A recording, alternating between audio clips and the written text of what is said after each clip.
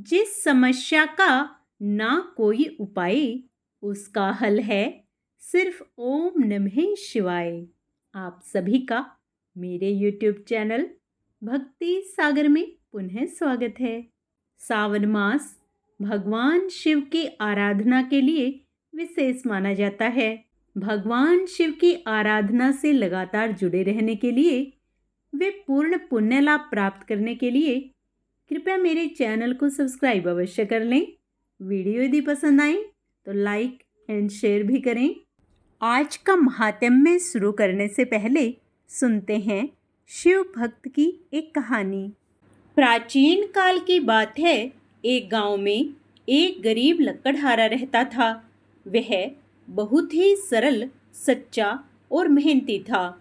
उसकी दिनचर्या थी रोज जंगल जाकर लकड़ियां काटना और उन्हें बेचकर जो पैसे मिलते उससे अपने परिवार का पालन पोषण करना।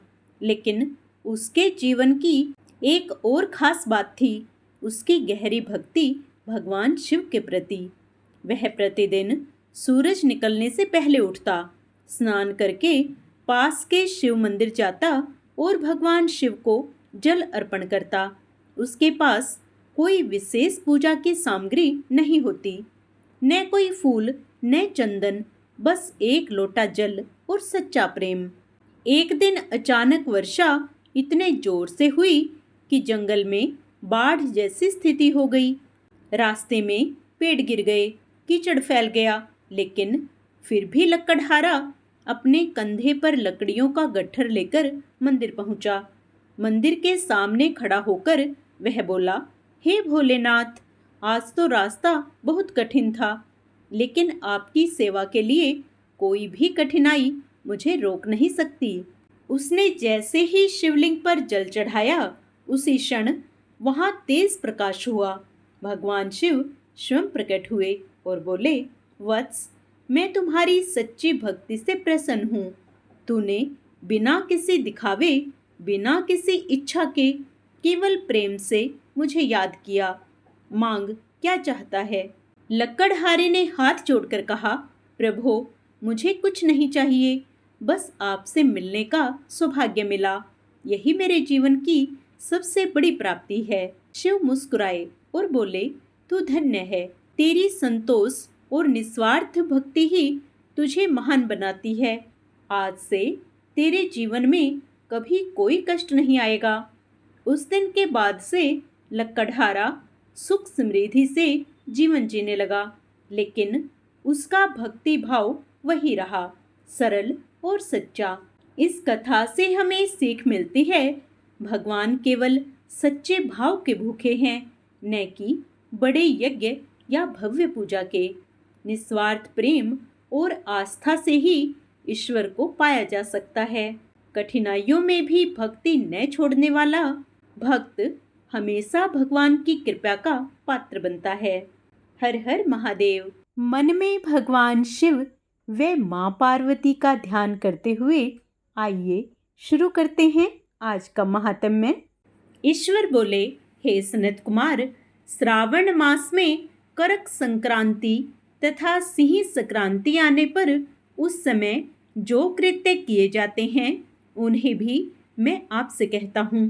करक संक्रांति तथा सिंह संक्रांति के बीच की अवधि में सभी नदियां रजस्वला रहती हैं, अतः समुद्रगामिनी नदियों को छोड़कर उन सभी में स्नान नहीं करना चाहिए। कुछ ऋषियों ने यह कहा है कि अगस्त्य के उदय पर्यंत ही वे रजस्वला रहती हैं। जब तक दक्षिण दिशा के आभूषण स्वरूप अगस्त्य उदित नहीं होते, तभी तक वे नदियां रजस्वला रहती हैं और अल्प जल वाली कही जाती हैं। जो नदियां पृथ्वी पर ग्रीष्म ऋतु में सूख जाती हैं, वर्षा काल में जब तक 10 दिन न बीत जाएं, तब तक उनमें स्नान नहीं करना चाहिए। जिन नदियों की गति 8000 धनुष तक नहीं हो जाती, तब तक वे नदी शब्द की संज्ञावली नहीं होती, अपितु वे गर्त कही जाती हैं। करक संक्रांति के आरंभ में 3 दिन तक महानदियां रजस्वला रहती हैं। वे स्त्रियों की भांति चौथे दिन शुद्ध हो जाती हैं। हे मुने, अब मैं महानदियों को बताऊंगा, आप सावधान होकर सुनिए।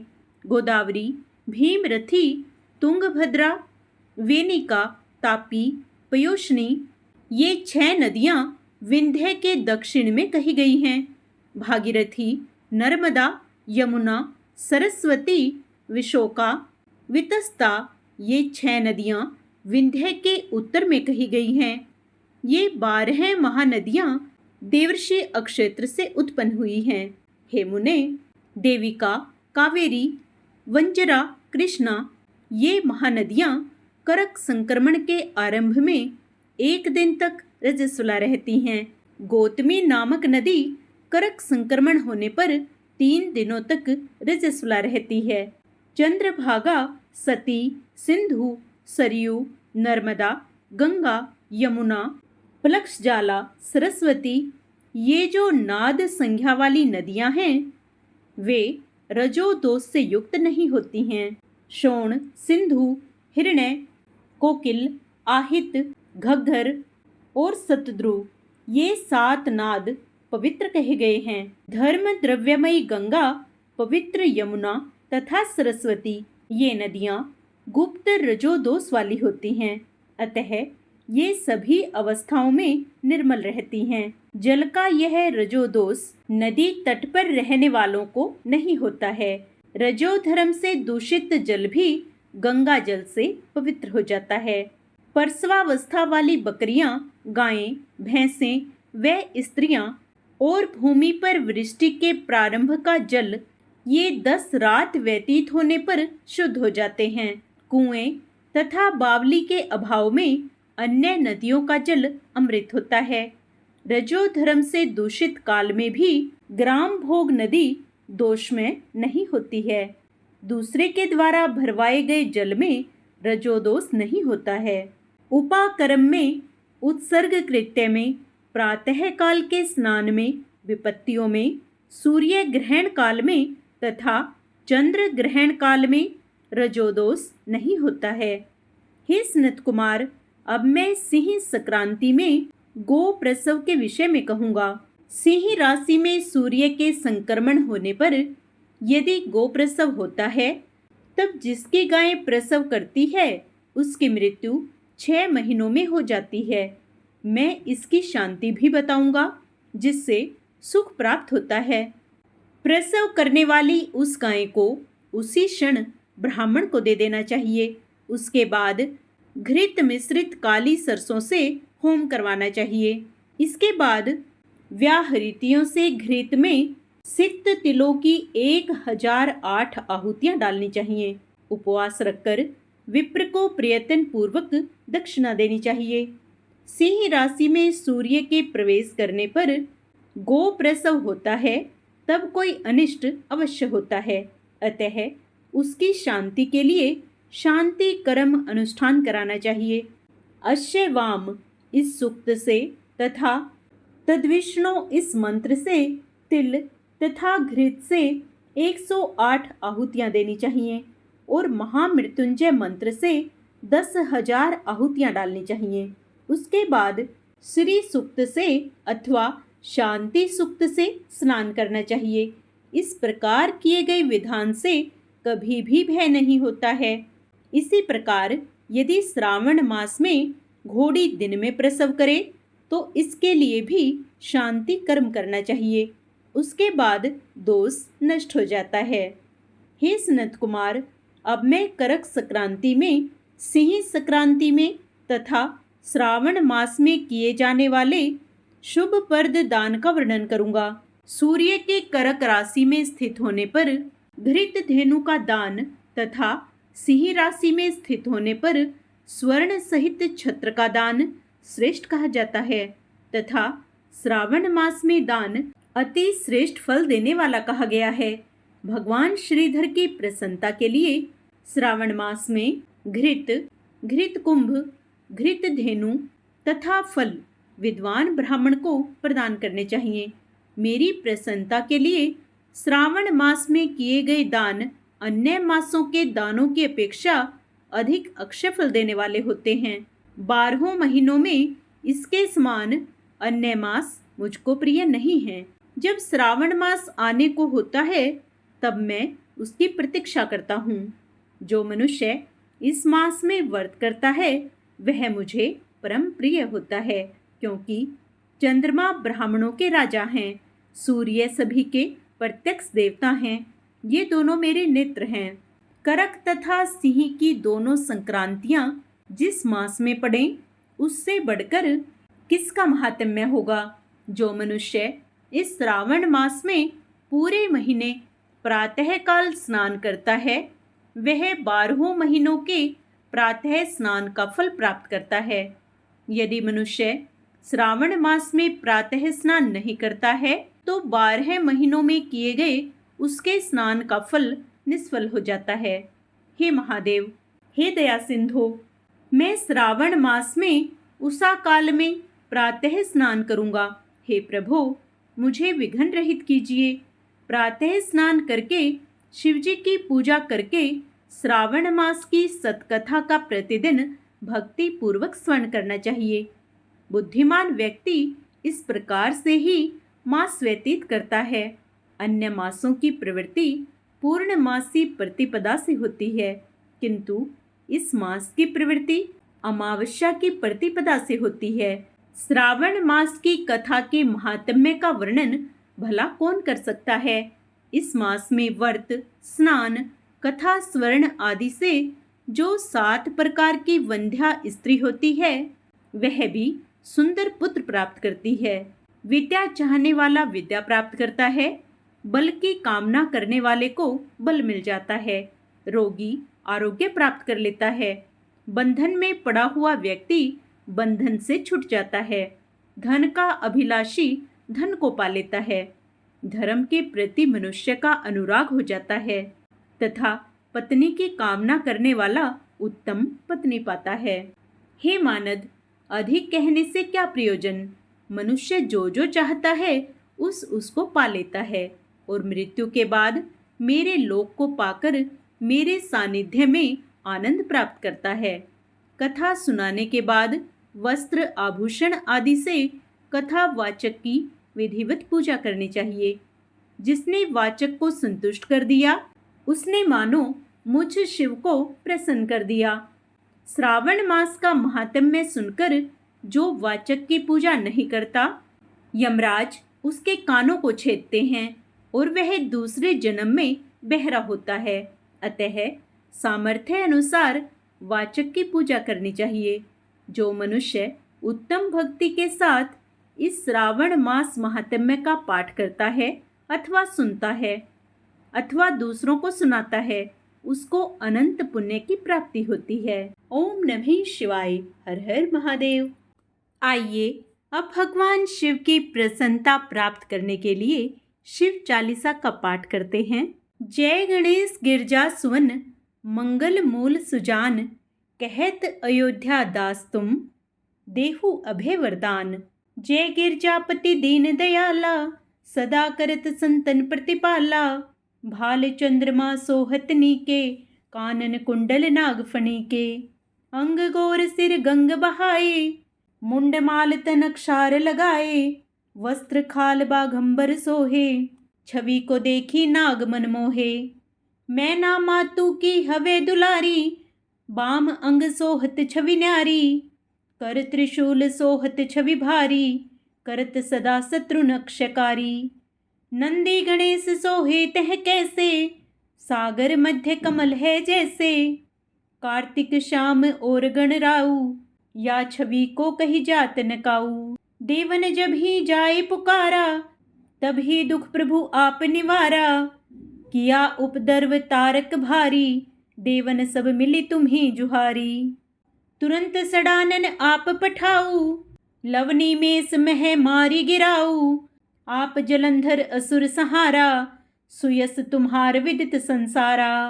त्रिपुरासुर सन युद्ध मचाई, सभी कृपया कर लीन बचाई। किया तब ही भागीरथ भारी, पूर्व प्रतिज्ञाता सुपुरारी। दानिन मह तुम सबको नाही, सेवक स्तुति करत सदाही। वेद नाम महिमा तब गाई, अकथ अनादि भेद नहीं पाई। प्रकटी उदधि मंथन में ज्वाला, जरत सुरासुर भय विहाला। किन्हीं दया तह करी सहाई, नीलकंठ तब नाम कहाई। पूजन रामचंद्र जब कीन्हा, जीत के लंक विभीषण दीन्हा। सहस कमल में हो रहे धारी, कीन्हे परीक्षा तभी पुरारी। एक कमल प्रभु राखे हु जोही, कमल नैन पूजन चह सोही।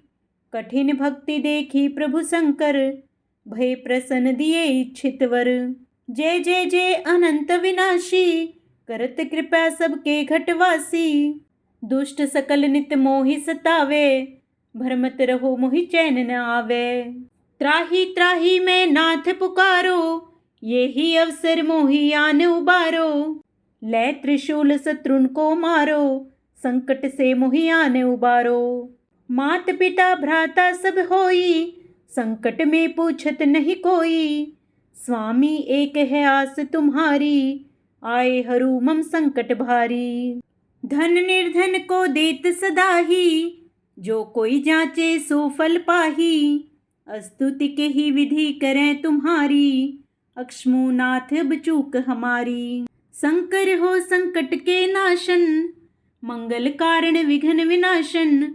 योगी यति मुनि ध्यान लगावें, सारद नारद शीस नवावें। नमो नमो जय नमः शिवाय, सुर ब्रह्मादिक पार न पाए। जो यह पाठ करे मन लाई, तापर होते हैं शंभु सहाई। ऋणिया जो कोई हुए अधिकारी, पाठ करे सो पावन हारी। पुत्रहीन कर इच्छा जोई, निश्चय शिव प्रसाद ते होई। पंडित त्रयोदशी को लावे, ध्यान पूर्वक होम करावे। त्रयोदशी व्रत करे हमेशा, ताके तन नहीं रहे कलेशा। धूप दीप नैवेद्य चढ़ावे, शंकर सम्मुख पाठ सुनावे। जन्म जन्म के पाप नसावे, अंत धाम शिवपुर में पावे। कहें अयोध्या दास आस तुम्हारी, जानी सकल दुख हरू हमारी। नित नेम कर प्रातः ही, पाठ करो चालीसा।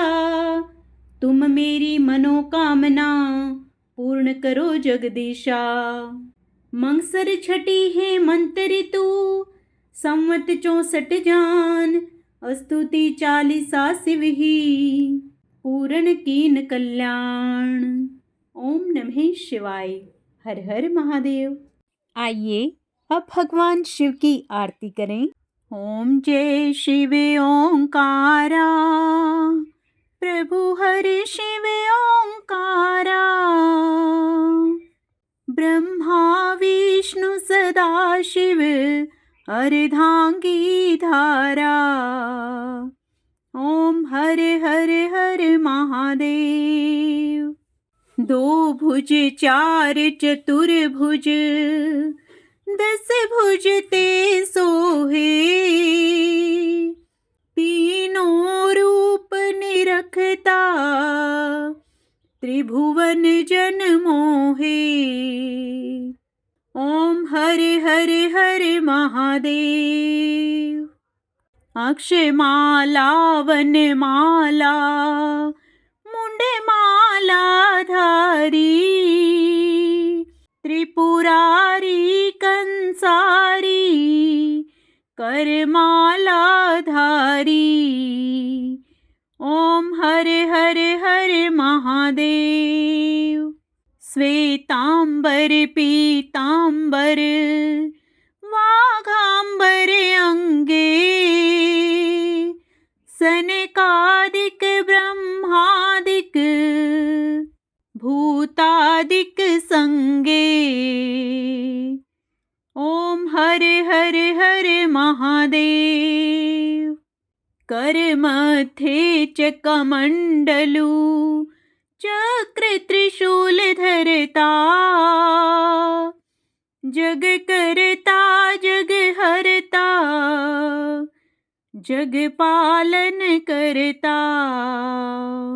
ओम हरे हरे हरे महादेव। ब्रह्मा विष्णु सदा शिव जानत अविवेका,